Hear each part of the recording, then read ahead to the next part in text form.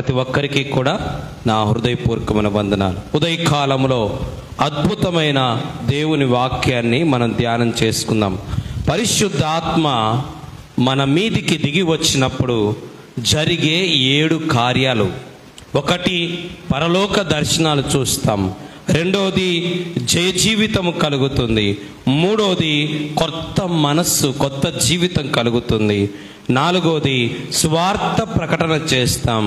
5ది, ఆశీర్వదించబడతాం. 6ది, శక్తి పొందుకుంటాం. 7ది, ఆత్మవరాలు పొందుకుంటాం అనే విషయాన్ని ఉదయం ధ్యానం చేశాం. పరిశుద్ధాత్మ మన మీదికి వచ్చినప్పుడు జరిగే 7 కార్యాలు ఉదయం చూసాం. ఎందుకంటే ఈరోజు special day, Pentecostal day, Pentecost పండగ దినం. ఈరోజు పెంతెకోస్తు పండగ దినం, ప్రపంచ ప్రార్థనా దినోత్సవం. పెంతెకోస్తు అనగా 50వ రోజు అని ఉదయం కూడా మనం ధ్యానం చేసుకున్నాం. యేసు ప్రభు చనిపోయి సమాధి చేయబడి తిరిగి లేచి ప్రజలనేకులకు కనబడి వెళ్ళిపోతూ శిష్యులతో చెప్పారు, తండ్రి వాగ్దానం చేసిన ఆత్మను పొందుకునే వరకు మీరు కనిపెట్టుకోండి యెరూషలేములోని. అలా 10 రోజులు కనిపెట్టిన తర్వాత పరిశుద్ధాత్మ దేవుడు, పరిశుద్ధాత్మ శక్తి మేడగదిలో ఉన్న 120 మంది మీదకి దిగి వచ్చింది. ఆ రోజే పెంతెకోస్తు పండుగ జరిగింది. పాత నిబంధనలో కూడా పెంతెకోస్తు పండుగకు 3 పేర్లు ఉన్నాయని ఉదయం విన్నాం. కోత పండగ, అలాగనే ప్రథమ ఫలాల పండగ అని ఇలా మనం వింటూ వచ్చాం.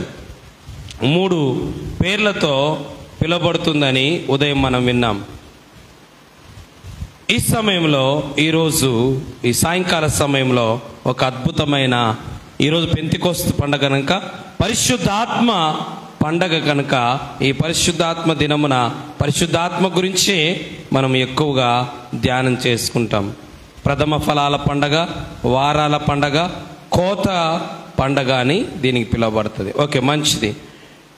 ఈరోజు ఇంకొక అద్భుతమైన వాక్యం ఈ సాయంత్రం మనం ధ్యానం చేద్దాం. అపోస్తుల కార్యాల గ్రంథము 1వ అధ్యాయము, ఉదయం చదివిన వాక్యమే. అపోస్తుల కార్యాలు 1వ అధ్యాయము 8వ వచనం. అయినను పరిశుద్ధాత్మ మీ మీదికి వచ్చినప్పుడు మీరు శక్తి నొందెదరు. చాలు. ఈరోజు మన ధ్యాన అంశం ఆత్మలో 7 అనుభవాలు. ఆత్మలోని 7 అనుభవాలు. పరిశుద్ధాత్మలో 7 అనుభవాలు క్రైస్తవులకు ఉన్నాయి. ప్రతి విశ్వాసి పరిశుద్ధాత్మలోని 7 అనుభవాలలో మనం జీవించాల. ప్రతి క్రైస్తవ కుటుంబం పరిశుద్ధాత్మలోని 7 అనుభవాలలో జీవించాలి. ప్రతి క్రైస్తవ సంఘం పరిశుద్ధాత్మలోని 7 అనుభవాలు ఉన్నాయి. ఆత్మను పొందుకున్నాం, అయిపోయింది కాదు. ఆత్మానుభవం కలిగి ఉన్నాం, అయిపోయింది అనుకోవాకండి. ఆత్మ కుమ్మరింపులో, ఆత్మను పొందుకోవడంలో 7 అనుభవాలు ఉన్నాయి. అందుకే వాక్యములోంచి ధ్యానం చేసుకుందాం. వాక్యమే మన ఆత్మలను బ్రతికిస్తుంది. వాక్యమే క్రీస్తు కొరకు మనల్ని సిద్ధపరుస్తుంది. వాక్యమే దేవుని పని కొరకు సిద్ధపరుస్తుంది. వాక్యమే మనల్ని పరలోకానికి సిద్ధపరుస్తుంది. అందుకే శ్రద్ధగా వినండి, మనస్సు పెట్టి వినండి, దేవుని వాక్యం అర్థమవుతుంది. పరిశుద్ధాత్మలోని 7 అనుభవాలు, లేదా ఆత్మలోని 7 అనుభవాలు. ఆత్మను పొందిన ప్రతి ఒక్కరూ, ప్రతి కుటుంబం, ప్రతి సంఘం ఈ 7 అనుభవాలు తెలిసిన వారై ఉండాలి. ఈ 7 అనుభవాల్లో జీవించాలి.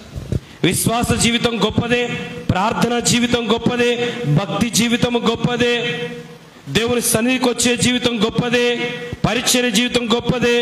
అయితే ఆత్మానుభవం అనేది చాలా గొప్పది. ఆత్మ కుమ్మరింపు అనేది చాలా గొప్ప కార్యం. ఆ అనుభవము మనందరూ రుచి చూడ. అనుభవం అంటే ఏంది? అనుభవం అంటే ఏంది? చదివితే వచ్చేది కాదు, వింటే వచ్చేది కాదు, చెబితే వచ్చేది కాదు. ఎవరికి వాళ్ళు అనుభవించి తెలుసుకోవాలి. చక్కెర, అందరూ ప్రపంచంతో ఏమని చెప్తారు? చక్కెర ఎట్టుందంటే ఏమని చెప్తారు? ఎట్టుంటుంది అంటారు? తీయగా ఉంటుంది, చేదుగా ఉంటుంది. చక్కెర అంటే అందరూ తీయగా ఉంది అంటారు, యాపాకు అంటే చేదుగా ఉంది అంటారు, కారం అంటే మిరపకాయ ఎట్టుంటుందంటే కారంగా ఉంది అంటారు. కానీ ఎంత మోతాదులో కారం ఉంది, ఎంత మోతాదులో తీపి ఉంది, ఎంత మోతాదులో పులుపు ఉందో ఎవరికి తెలుస్తుంది? నాలుక మీద వేసుకొని నమిలోని వారికే తెలుస్తుంది. చక్కెర అంటే అందరికీ తెలుసు తీయగుందని, కానీ నాలుక మీద వేసుకుంటే ఎంత తీయగుందో చెప్పగలుగుతాం. అలాగనే పరిశుద్ధాత్మ గురించి అందరూ చెప్తారు, దేవుని నమ్మిన వాళ్ళందరూ, కానీ అనుభవంలోకి రావాలా. ఆ 7 అనుభవాలు ఏంటంటే, మొదటిది అపోస్తల కార్యాలు 2వ అధ్యాయం 4వ వచనం. 2వ అధ్యాయం చాలు. మొట్టమొదటిగా పరిశుద్ధాత్మలోని లేదా ఆత్మలోని 7 అనుభవాలలో మొదటిది ఆత్మ నింపుదల అనుభవం. మొదటి అనుభవం ఏంటంటే ఆత్మతో నింపబడాలి. ఆత్మతో నింపబడే అనుభవం కావాలా, నిండుకోవాలి నువ్వు ఆత్మతో. ఆత్మతో నింపబడిన అనుభవము నువ్వు సంపాదించుకోవాలా. ఇది గొప్ప విషయం, అసలు ఇది మొదటిది విషయం. ఆత్మ నింపుదల అనుభవం అనేది చాలా గొప్ప విషయము. అందుకే నిండాలి. చూడండి నా వైపు, ఇది నిండు బాట్ల. నిండుదే, ఖాళీదే, సొగందే, దాన్ని నిండు బాటలు అంటారా? అలాగే ప్రతి ఒక్కరం కూడా ఆత్మతో నింపబడాల. అరకొరగా అప్పుడప్పుడు కాదు, ఆత్మ నింపుదలలో ప్రతి ఒక్కరం కూడా ఉండాలి. చూడండి ఒకసారి 6వ అధ్యాయము అపోస్తల కార్యాలు 6వ అధ్యాయము. ఒక 7 మంది ఉన్నారు. ఎట్లాంటి వాళ్ళు? 6వ అధ్యాయము 5వ వచనం.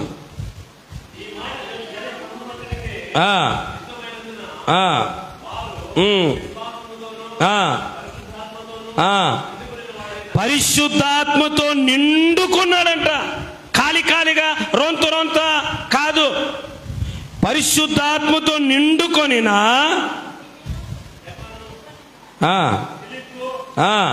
స్టెఫెను, ఫిలిప్పు,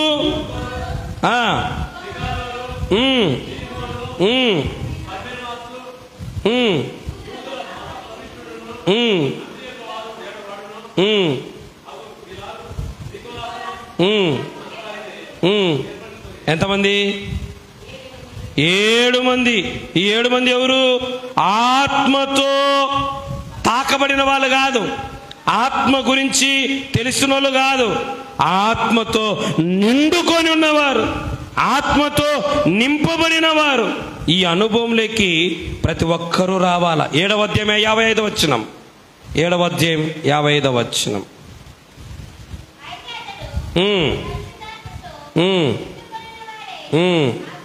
ఎవరతడు?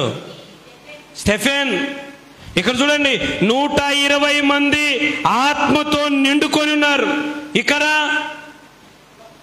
7 మంది ఆత్మతో నిండుకొని ఉన్నారు. ఇక్కడ స్టెఫెను ఆత్మతో ఏమైనాడు? పరిశుద్ధాత్మతో నిండుకొనిన వాడై. ఎంత గొప్ప విషయం చూడ. అందుకే దేవుని పిల్లలైన ప్రతి ఒక్కరూ ఆత్మతో నిండి ఉండాల, నిండు కుండలాగా ఉండాల. నిండుకుండా ఏం కాదు, తొనకదు. నిండుకుండా తొనకదు. మనం అప్పుడు పడిపోతుంటాం, చూసావా? చిన్నదానికి పెద్దదానికి, చిన్న సమస్య వస్తే, చిన్న బాధ వస్తే, చిన్న ఇబ్బంది వస్తే తొందరగా బలహీనం అవుతాం. కారణం ఏంటంటే ఇంకా నిండలే. ఇప్పుడు చూడండి నా వైపు, ఇది ఏడు ఉంది కదా, గాలికి ఏమవుతుంది చూడు, ఏమవుతుంది? ఎందుకు? నిండుగా లేదది. మనం కూడా దేవుని ఆత్మతో ఏదో ఆదివారమో మంగళవారమో శుక్రవారం కాదు, ఎప్పుడు కూడా నిండుకొని ఉండాలి. దేవునికి స్తోత్రం కాలంగా. నువ్వు ఆత్మతో నిండుకుంటే కష్టాలు రాని, కన్నీళ్లు రాని, వ్యాధులు రాని, బాధలు రాని, సమస్య రాని, అసలు కదలవు. ఎందుకంటే నువ్వు నిండుకుండలాగా ఆత్మతో ఉన్నావు. దేవునికి స్తోత్రం కాలంగాక. ఇంకో మాట, ఆత్మతో నింపబడితే ఇక్కడ కొన్ని అనుభవాలు ఉన్నాయి. చూడండి, ఏంటి? అపోస్తలుల కార్యాలు 2వ అధ్యాయం 4వ వచనం, 2:4.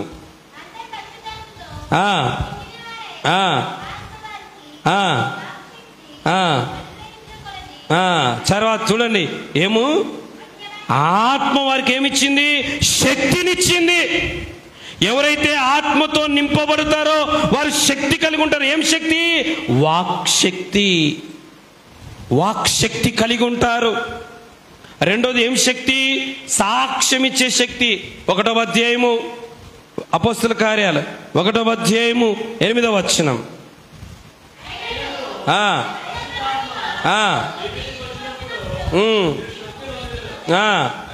శక్తి నుండి ఏం చేస్తారు?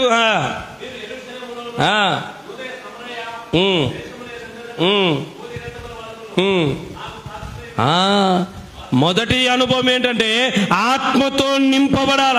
ఎవరైతే ఆత్మతో నింపబడతారో వారికి శక్తి ఉంటుంది. ఏం శక్తి? ఒకటి వాక్శక్తి, రెండోది సాక్ష్యం ఇచ్చే శక్తి ఉంటుంది. ఎక్కడికైనా వాళ్ళు సాక్ష్యం ఇస్తానే ఉంటారు. ఎక్కడికి పో, ఏ ఊరివో, ఎవరి దగ్గరవో యేసు గురించి సాక్ష్యం ఇస్తానే ఉంటారు. ఇది మొదటిది. రెండవ అనుభవం ఏంటంటే రోమాపత్రిక 8వ అధ్యాయం 14వ వచనం. రోమాపత్రిక 8వ అధ్యాయం 14వ వచనం.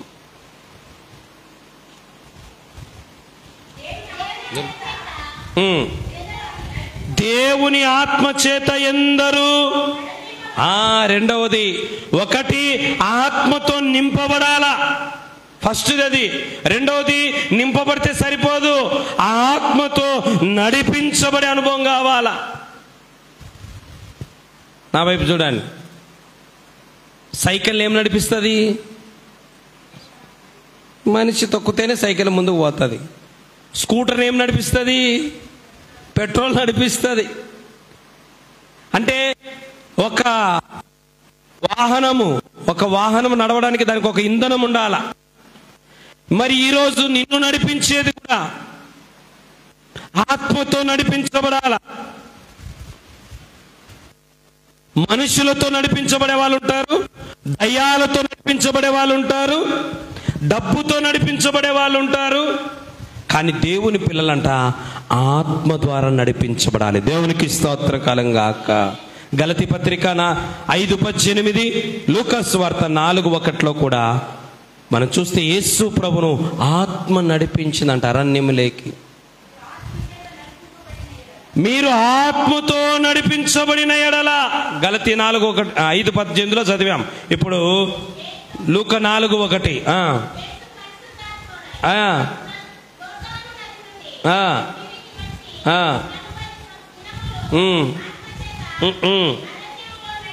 చూడండి, ఆత్మతో నింపబడితే నీకు శక్తి ఉంటుంది, వాక్ శక్తి ఉంటుంది, సాక్ష్యం ఇచ్చే శక్తి ఉంటుంది. మరి ఆత్మతో నడిపించబడితే దానివల్ల కూడా కొన్ని లాభాలు ఉంటాయి. ఏంటంట చూద్దాం. ఏంటది? 8వ అధ్యాయము 14వ వచనం, రోమాపత్రిక 8:14. ఎవరైతే ఆత్మతో నింపబడితే కాదు, నింపబడిన నీవు ఆత్మతో నడిపించబడితే, నీవందరూ ఆత్మతో నడిపించే బిడ్డలందరూ కూడా దేవుని కుమారులు. ఎవరు? దేవుని కుమార్తెలు అంటే ఎవరు అనుకుంటున్నావు? ఆత్మతో నడిపించబడే వాళ్ళందరూ దేవుని కుమారులు, దేవుని కుమార్తెలే. అందుకే నీ అనుభవం ఉందా? నువ్వు దేవుని కుమారుడు, కుమార్తెవు అనే ముద్ర ఎట్లా వస్తుంది తెలుసా? పరిశుద్ధ ఆత్మ ద్వారా. ఎంతమంది అయితే ఆత్మతో నడిపించబడతారో, జ్ఞానముతో కాదు, ధనముతో కాదు, మనుషులతో కాదు, డబ్బుతో కాదు, దయ్యములతో కాదు, దేవుని ఆత్మతో ఎప్పుడు నడిపించబడతామో అప్పుడు దేవుని కుమారులమవుతాం, దేవుని కుమార్తెలమవుతాం. ఇప్పుడు నాలో ఎవరి రక్తం ఉంటుంది? ఎవరి రక్తం ఉంటుంది? మా నాయన రక్తం, మీ నాయన రక్తమా? ప్రతి ఒక్కరిలో వాళ్ళ నాయన రక్తమే నడుస్తూ ఉంటుంది. ఎవరి బిడ్డల్లో వారి రక్తం నడుస్తాం, వాళ్ళ తల్లిదండ్రుల రక్తం నడుస్తుంటుంది. మరి మనందరం ఆత్మతో నడిపించబడితే ఆత్మ లక్షణాలే మనలో ఉంటాయి. హల్లెలూయా. అందుకే ఆత్మలో నడిపిస్తబడుతున్నావు కనుకనే నీ తండ్రి రక్తం నీలో ఉంది కనుక నువ్వు ఆయన కుమారుడు, కుమార్తెవు. దేవుని ఆత్మ నీలో ఉంది కనుక నువ్వు దేవుని కుమారుడు, దేవుని కుమార్తెవు. అది నీకు ఉన్న భాగ్యం. ఏంటి భాగ్యం? నేను దేవుని కుమారుణ్ణి. ఎట్లా?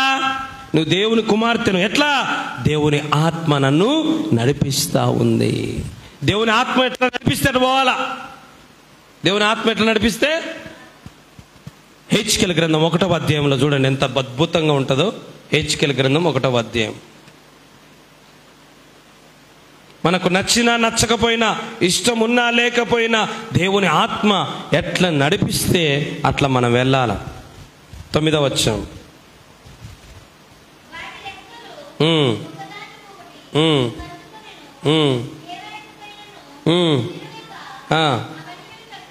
అవన్నీ చక్కగా బాబా, ఎంత అద్భుతమైన మాట చూడండి. అవన్నీ చక్కగా పోతున్నాయంట. ఆత్మ ఏ వైపునకు, 12వ వచనం, ఆత్మ ఏ వైపునకు,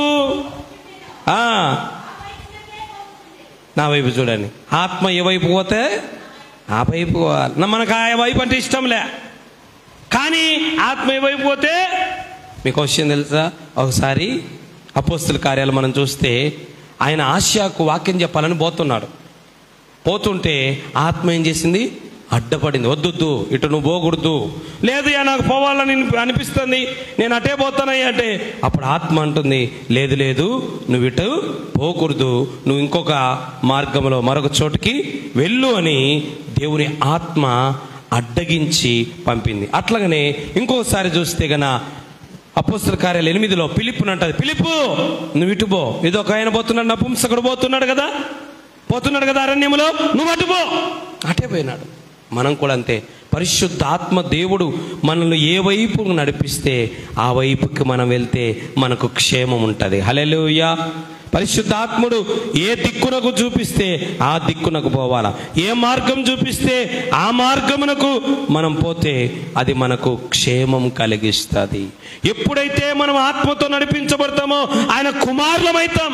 అంత మాత్రం కాదు, ఎవరైతే ఆత్మతో నడిపిస్తారో వాళ్ళే శోధనలు జయిస్తారు. గుర్తుపెట్టుకొని, నీకొచ్చే శోధనలు జయించలేకపోవడానికి కారణం, శోధనలు జయించాలంటే నువ్వు ఆత్మతో నడిపించబడాలి. లూకా సువార్త 4వ అధ్యాయం 1వ వచనం, మత్తయి సువార్త 4:1 చూస్తే ఆయన ఆత్మతో అరణ్యంలోకి నడిపించబడెను, సాతాను వచ్చి శోధించింది. యేసుప్రభువు ఏం చేశాడు? జయించాడా, ఓడిపోయినాడా? ఈరోజు నీకొచ్చే శోధనలు, నీకొచ్చే ఆలోచనలు, నీకొచ్చే తలంపులు నువ్వు జయించాలంటే నువ్వు ఆత్మతో నడిపించబడాలి. అందుకే ఎంతమంది అయితే ఆత్మతో నడిపించబడతారో వాళ్ళు శోధనలు జయిస్తారు. ఎంతమంది అయితే ఆత్మతో నడిపించబడతారో వాళ్ళు దేవుని కుమార్తెగా, కుమారులుగా ఉంటాం. మనం శోధనలు జయించాలంటే నీ శక్తి సరిపోదు, ఆత్మ సహాయం కావాలా, నీకు ఆత్మ అనుభవంలోకి రావాలా. 3వ విషయం, ఆత్మలో ఉన్న 7 అనుభవాల 3వ అనుభవం ఏంటంటే, 1 కొరింథీ పత్రిక 14వ అధ్యాయం 15వ వచనం. 1 కొరింథీ 14:15.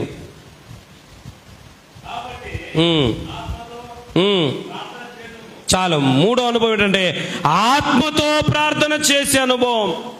చాలా మంది శరీరంతో ప్రార్థన చేస్తారు, నోటితో ప్రార్థన చేస్తారు, మనస్సుతో ప్రార్థన చేస్తారు. వీటన్నిటికంటే గొప్ప ప్రార్థన ఏంటో తెలుసా?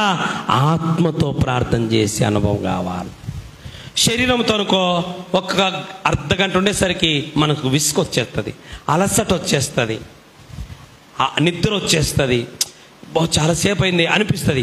అదే ఆత్మలో నువ్వు ప్రార్థన చేసావనుకో విసుగు రాదు, అలసట రాదు, అసలు నీకు టైమే తెలియదు. అందుకే ఆత్మలో ప్రార్థించే స్థాయికి వెళ్ళాలా.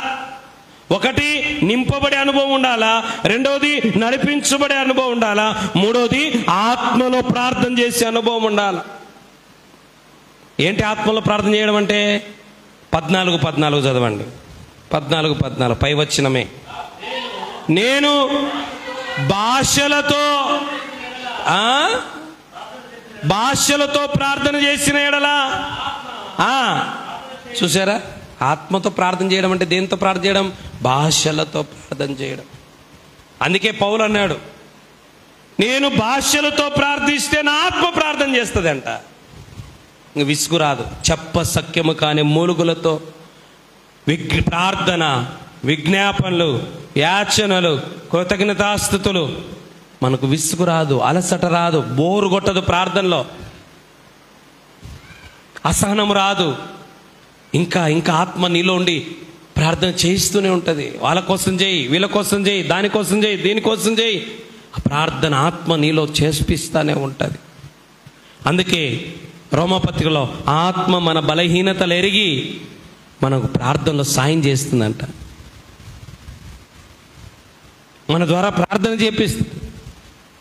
అందుకే ఆత్మలో ప్రార్థించే స్థాయికి ఎదగాల. గలతీ 4:6, ఎఫెసీ 6:18.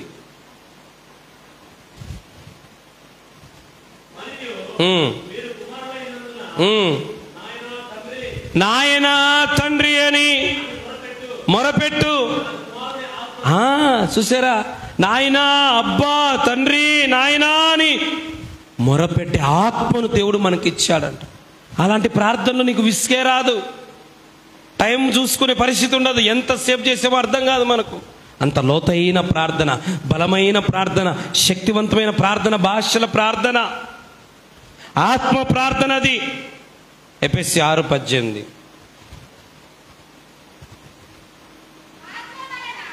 ఆత్మ వలన ప్రతి సమయమందున. చూడండి, ఆత్మ ఏం చేస్తుంది? అబ్బా ఇప్పుడు రాత్రే, అబ్బా ఇప్పుడు మధ్యాహ్నమే, అబ్బా ఇప్పుడు పగలే, తెల్లారుజాని అనుకోదంట. ఆత్మ వలన ప్రతి సమయమందున. బా, ఎంత గొప్ప అనుభవం! ప్రతి సమయంలో ప్రార్థించే అనుభవం వస్తుంది నీకు.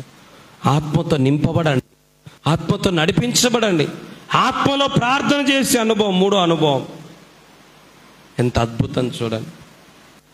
నీ ప్రార్థన చాలా శక్తిగా ఉంటుంది. నీ ప్రార్థన చాలా బలంగా ఉంటుంది. నీ ప్రార్థన చాలా విస్తారంగా ఉంటుంది ఆత్మలో ప్రార్థిస్తే.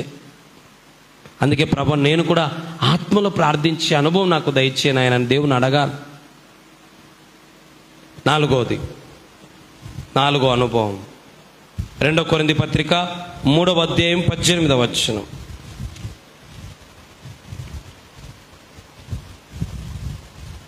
2 కొరింథీ 3:18. మనమందరము ముసుగులేని మాస్క్. కరోనా టైం అని మనందరము చదవని, రోజానే చదువు. మాస్క్ లేని ముఖముతో, ముసుగులేని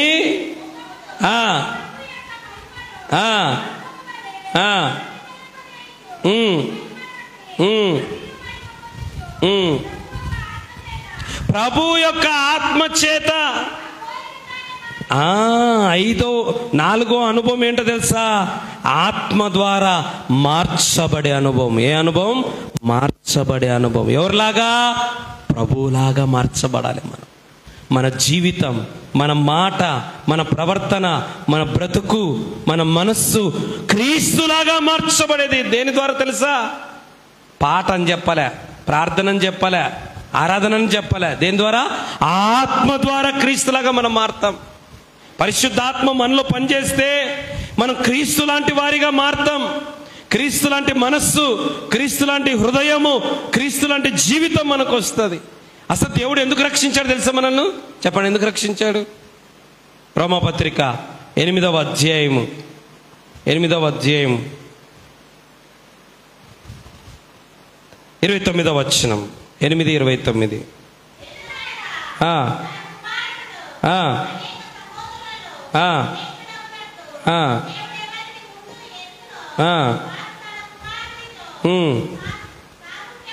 తన కుమారునితో స్వారూప్యము గలవారొకటుకు వారిని ముందుగా.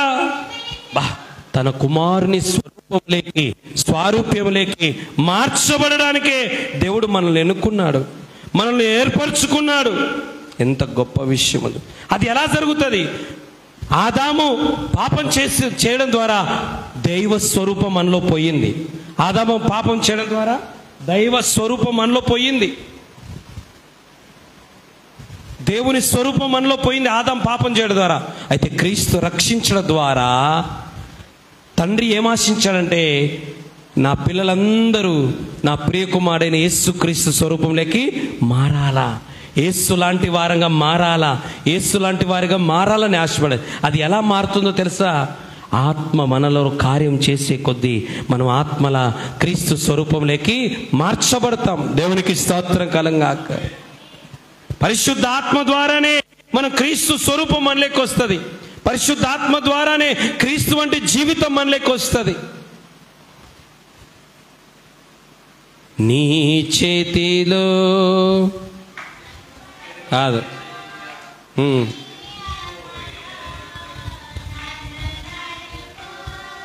శిల్పి చేతిలో శీలను నేను, నీ ఘనము నన్ను చెక్కుము.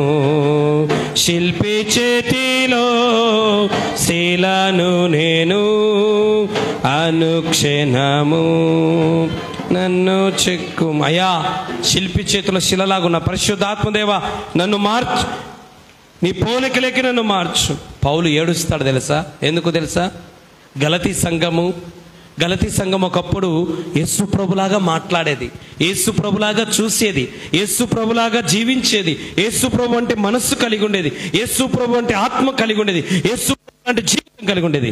అయితే కొన్ని రోజులు గడిచిన తర్వాత అబద్ధ బోధలు వచ్చినాయి, అబద్ధపు పరిస్థితులు వచ్చేసరికి, ధర్మశాస్త్రపు విషయాలు వచ్చేసరికి క్రీస్తు స్వరూపం వాళ్ళకి పోయిన తర్వాత పౌలు బాధపడుతూ ఒక మాట రాస్తాడు. గలతీ పత్రిక 4:19 నా పిల్లలారా, క్రీస్తు స్వరూపం మీ యందు ఏర్పడు వరకు మీ విషయమై మరలా నాకు ప్రసవ వేదన. పౌల ఆశ ఏంటో తెలుసా? ప్రతి ఒక్కరూ కూడా క్రీస్తు స్వరూపంలోకి మార్చబడాల. క్రీస్తు లాంటి మనం ఎలా మారాలా? చిన్న క్రీస్తులాగా మారాలి. ఎలా మారాలి? చిన్న యేసు ప్రభులాగా మారాల. ఎప్పుడు? చచ్చిపోయిన తర్వాత కాదు, బతికున్నప్పుడే మొదలైతే యేసు ప్రభు రాకడొచ్చేసరికి ఆ రూపంలో కొంచెమైనా మనం మారుతాం. అది అసలు మన ఉద్దేశం ఏమైందంటే, నేను యేసు ప్రభులాగా మార్చబడాలా, నేను యేసు ప్రభు స్వరూపంలోకి మార్చబడాలా, నేను క్రీస్తు స్వరూపంలోకి మార్చబడాలా. అది దేని ద్వారా? పరిశుద్ధాత్మ శక్తి ద్వారానే జరుగుతుంది. అందుకే ఆత్మతో నింపబడండి, ఆత్మతో నడిపించబడండి, ఆత్మలో ప్రార్థించండి ఎందుకు మేము చెప్తుంటామంటే, నువ్వు క్రీస్తు స్వరూపం నీలోకి రావాలి అంటే, క్రీస్తు మనస్సు మనలోకి రావాలంటే ఆత్మ ద్వారా సాధ్యం. ఐదవది గలతీ పత్రిక 3:5. గలతీ పత్రిక 3:5.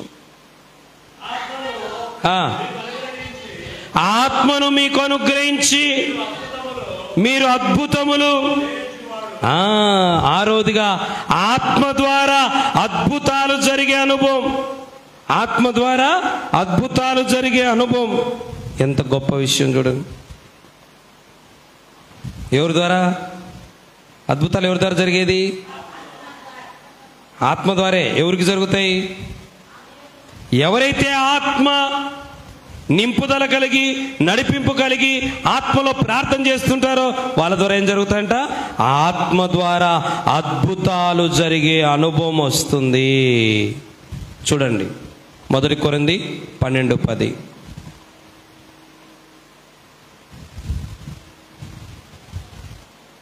1 కొరింథీ 12:10.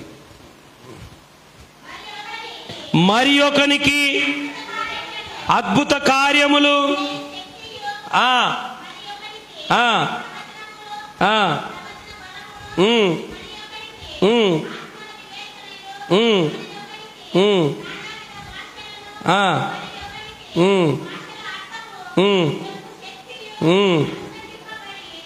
దాని పై వచనం కూడా చదవండి, 9వ వచనం కూడా.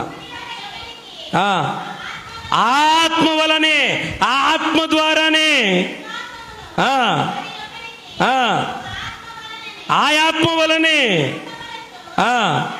చూసారా? ఆ ఆత్మ వలనే స్వస్థపరచు వరంలో అద్భుతాలు చేయవరము. ఎంత గొప్పది! ఆత్మ ద్వారా అద్భుతాలు జరుగుతాయి. మన శక్తి ద్వారా అద్భుతాలు జరగవు, మన బలము ద్వారా అద్భుతాలు జరగవు. మనలో ఉన్న పరిశుద్ధ ఆత్మ ద్వారా అద్భుతాలు జరుగుతాయి. నీ ద్వారా అద్భుతాలు చేయాల దేవుడు. ఎవరి ద్వారా? పాస్టర్ ద్వారా, పాస్టర్మ ద్వారా. నీ ద్వారా జరగవా? నువ్వు విశ్వాసివి కాదా? నువ్వు దేవుని బిడ్డవు కాదా? నీ ద్వారా కూడా దేవుడు కార్యాలు చేస్తాడు. నువ్వు ప్రార్థించినప్పుడు, నువ్వు పాటలు పాడినప్పుడు, నువ్వు ఆరాధన చేసినప్పుడు, నువ్వు వాక్యం చెప్పినప్పుడు కూడా అద్భుతాలు జరుగుతాయి. ఎప్పుడు? ఆత్మ ద్వారా, ఆత్మానుభవముల ద్వారా అద్భుతాలు జరిగే అనుభవం. మార్కు 16:17 నమ్మిన వారి వలన ఈ సూచక్రియలు కనబడును. ఏమనగా నా నామమున దయ్యములు వెలగొట్టదు, కొత్త భాషలు మాట్లాడదురు, పాములు ఎత్తిపడదు, మరకరమే తాగిన వారికి హాని కలగదు, రోగుల మీద చేతులుంచక వారు స్వస్థత నొందేదు. ఎవరి వలన? నమ్మిన వారి వలన. నువ్వు ఆత్మతో నింపబడితే నీ ద్వారా కూడా దేవుడు కార్యాలు జరిగిస్తాడు. అందుకే 5వదిగా ఆత్మ ద్వారా అద్భుతాలు జరిగే అనుభవంలోకి రావాలా. చూడండి, అద్భుతాల గురించి చెప్పే అనుభవం నుంచి, అద్భుతాలు చూసే అనుభవం నుంచి, అద్భుతాల గురించి చదివే అనుభవం గురించి, అద్భుతాలు నీ ద్వారా జరిగే అనుభవంలోకి రావాలా. అద్భుతాల గురించి బైబిల్ చదువుతున్నావు, అద్భుతాల గురించి ఎవరో చెప్తుంటే వింటున్నావు, అది పోయి ఇంకొకరి దగ్గర కూడా వాళ్ళకిట్ట జరిగిందంట అని చెబుతున్నావు, చదువుతున్నావు, వింటున్నావు, కళ్ళ ద్వారా చూస్తున్నావు, ఇతరులకు చెప్పినప్పుడు విని మళ్ళా నువ్వు 10 మందికి పోయి చెప్తున్నావు, అద్భుతం వాళ్ళకు జరిగిందంట, అద్భుతం వాళ్ళకు జరిగిందంట అని నువ్వు చెప్తున్నావు. అయితే అదే అద్భుతాలు నీ ద్వారా కూడా జరగాల. పరిశుద్ధాత్మ ద్వారా జరుగుతుంది.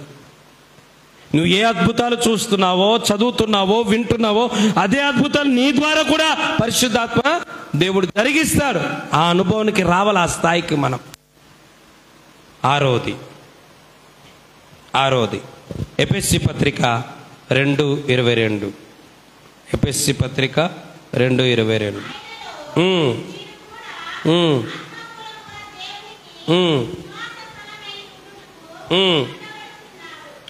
చాలు. 6వది ఆత్మ ద్వారా కట్టబడే అనుభవంలోకి రావాలి. ఏనండి, ఈ వైపు చూడండి. ఈ మందిరం ఎవరి కోసం కట్టుకున్నాం? మన కోసం. ఈ మందిరం ఎవరి కోసం కట్టుకున్నాం? మనం ఉండడానికి. అయితే దేవుడు ఉండడానికి ఒక మందిరం కట్టుకుంటున్నాడంట. దేని ద్వారా? ఆత్మ ద్వారా. ఏమిటా మందిరం? నీ హృదయమే. హృదయమే దేవాలయం క్రీస్తు. యాడుండాలనుకుంటున్నాడు క్రీస్తు? హృదయం అనే గుడిలో. అందుకే నీ జీవితము దేవుడు నివసించే స్థలముగా, దేవుడు ఉండే స్థలముగా, దేవుడు ఆరాధించబడే స్థలముగా, దేవుడు జీవించే స్థలముగా నీ జీవితమే ఒక చర్చిలాగా కట్టబడాల, సంఘముగా కట్టబడేది. దేని ద్వారా తెలుసా? ఆత్మ ద్వారా. ఆత్మ ద్వారా నీ జీవితము దేవుని మందిరంగా కట్టబడాల. ఆత్మ ద్వారా సంఘాలు కట్టబడాల. పేతురు రాసిన మొదటి పత్రిక 2వ అధ్యాయము, పేతురు రాసిన మొదటి పత్రిక 2వ అధ్యాయం 5వ వచనం. యేసు క్రీస్తు ద్వారా దేవునికి అనుకూలమగు ఆత్మ సంబంధమైన బలులు అర్పించుటకు పరిశుద్ధ యాజకులుగా ఉండినట్లు మీరు సజీవమైన రాళ్ల వలె నుండి ఆత్మ సంబంధమైన మందిరముగా కట్టబడుచున్నారు. ఎంత గొప్ప విషయమో తెలుసా? మనమే మందిరాలం. మనం ఎవరము చెప్పాలా? మనమే మందిరము. ప్రతి ఒక్కరూ ఒక మందిరముగా కట్టబడాల. అయితే ఆ మందిరంలో దేవుడు ఉండేటట్టు కట్టబడాలి. ఇప్పుడు చూడండి, నా వైపు చూడండి. గొడ్ల సావుడు తెలుసా? గొడ్ల సావుడు దేనికోసం కడతారు? మరి నువ్వు గొడ్ల సావుడు గొడ్లకు కట్టి నువ్వు సంసారం చేయకుండా పోతావా? పోతారా? ఎవరైనా పోతారా? పోరు. అలాగే మనిషి కోసం మంచి 10 లక్షల ఇల్లు కట్టి ఆవులు గేదెలు ఉండడానికి పంపిస్తారా దాంట్లోకి? అలాగనే దేవుడు ఉండడానికి తగినట్టుగా, దేవుడు జీవించడానికి తగినట్టుగా మన జీవితాలు ఎప్పుడుంటాయి, మారుతాయో తెలుసా? దేవుని ఆత్మ ద్వారానే. దేవునికి స్తోత్రం కలంగాక. అందుకే దేవునికి నివాసయోగ్యముగా మనం మన ఇంట్లో చెత్త ఉంటే పోతామా?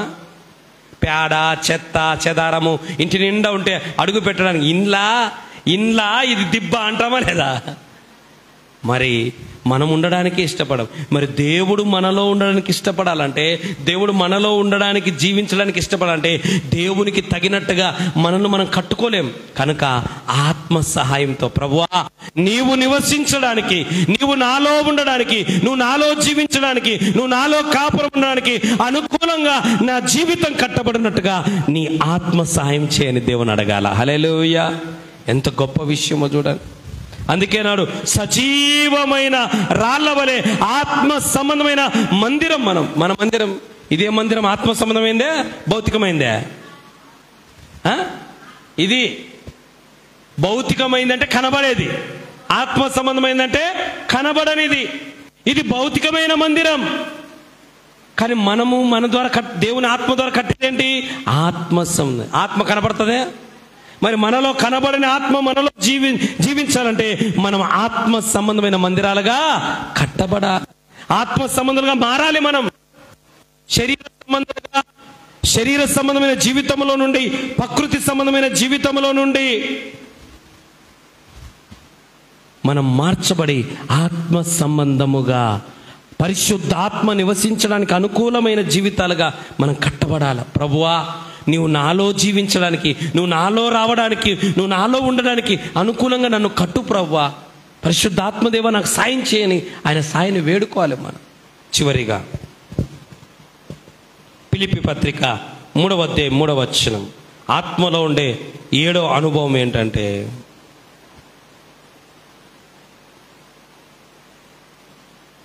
ఫిలిప్పీ 3:3. ఏం దొరకలేదా? శరీర సంబంధంగా శరీరాన్ని ఆస్వాదము చేసుకొనక దేవుని ఆత్మ వలన.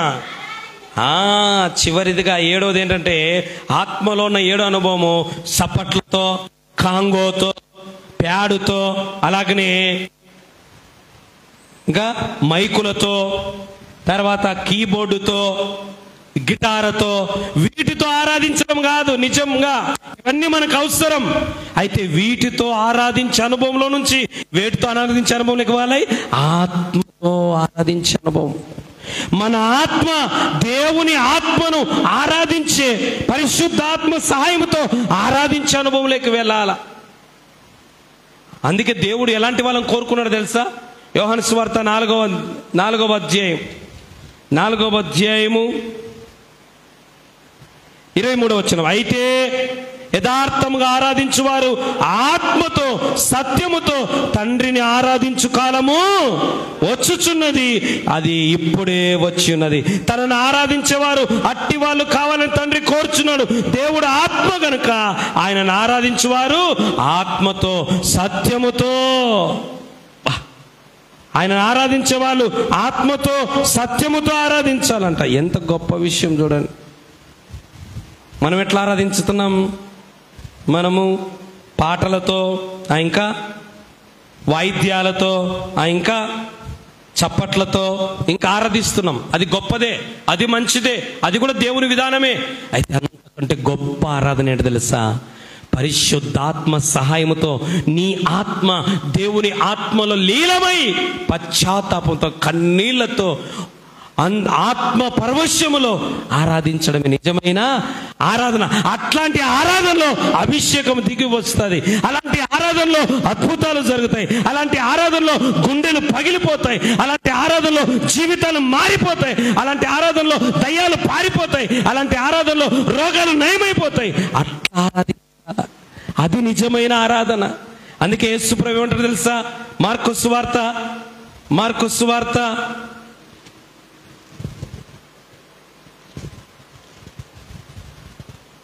7వ అధ్యాయం 6వ వచనం, అందుకు ఆయన వారితో ఇలాగ చెప్పాను, ఈ ప్రజలు పెదవులతో నన్ను గణపరుతురు కానీ వారి హృదయం నాకు దూరం. ఎట్లా ఆరాధిస్తున్నాం? కేవలం చప్పట్లతో, పెదాలతో ఆరాధిస్తున్నాం.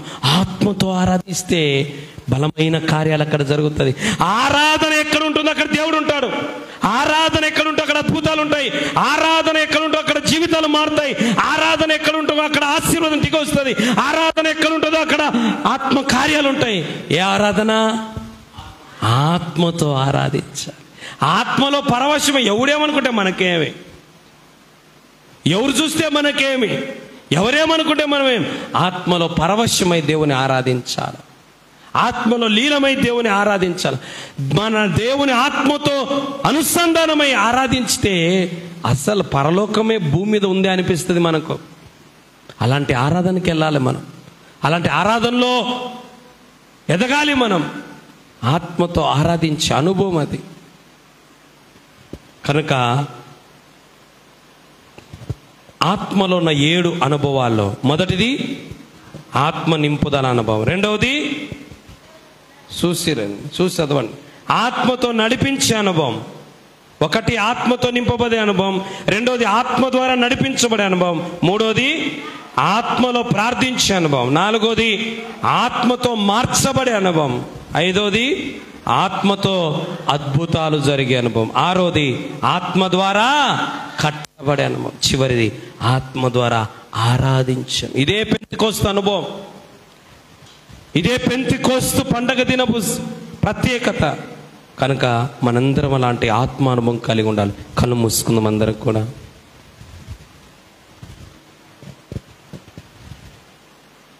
అభిషేకం నా తలపైన,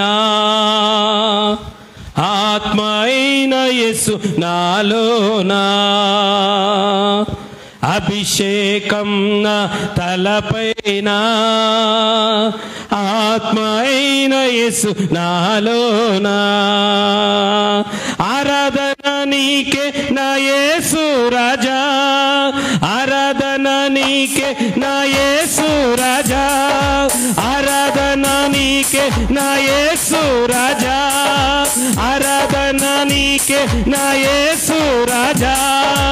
అభిషేకం నా తలపైన, ఆత్మ అయిన యేసు నాలోనా. అభిషేకం నా తలపైన, ఆత్మ అయిన యేసు నాలోనా. అవునైనా పరిశుద్ధాత్మదేవా, నాయన ఎన్నో రోజులుగా, సంవత్సరాలుగా, నెలలుగా నీ సన్నిధికి వస్తూ కూడా ఆత్మతో నింపబడలేని అనుభవం కలిగి ఉన్నానైనా. ఆత్మ నింపుదల అనుభవం లేని వారిగా నేను ఉన్నాను. ఆత్మతో నడిపించబడలేని అనుభవం కలిగి ఉన్నాను. ఆత్మలో ప్రార్థన చేయలేకపోతున్నాను. ఆత్మలో క్రీస్తు స్వరూపంలోకి మార్చబడలేకపోతున్నాను. ఆత్మ ద్వారా అద్భుతాలు నా జీవితంలో జరిగించబడలేకపోతున్నాయి. ఆత్మతో నేను క్రీస్తు ఆలయముగా కట్టబడలేకపోతున్నాను. ఆత్మతో ఆయన ఆరాధన చేయలేకపోతున్నాను. ఆయన నాకు కూడా అలాంటి పరిశుద్ధాత్మ అనుభవం దయచేయండి. ఆయన పరిశుద్ధాత్మ అనుభవం దయచేయండి. దేవా స్తోత్రం, దేవా స్తోత్రం. ఆత్మదేవ, ఆత్మదేవ, పరిశుద్ధాత్మదేవ, నీ అనుభవం దయచేయండి. ఆయన ఆత్మతో నింపునైనా, ఆత్మతో నింపునైనా, ఆత్మతో నింపునైనా, ఆత్మతో నడిపించునైనా, ఆత్మ పరవశము దయచేయండి. ఆయన ఆత్మ అనుభవం దయచేయి తండ్రి.